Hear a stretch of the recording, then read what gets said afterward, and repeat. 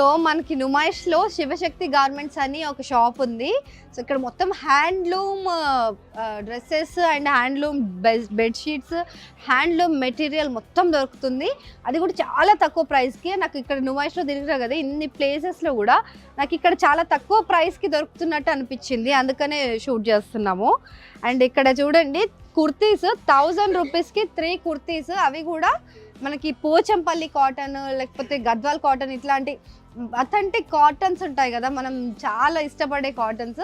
So ఆ cottons మనకి తక్కువ ప్రైస్కి, అంటే 1000కి 3 కాటన్స్ అంటే 3 కుర్తీస్ అంటే ఈ రోజుల్లో నార్మల్గా మనకి దొరకవు.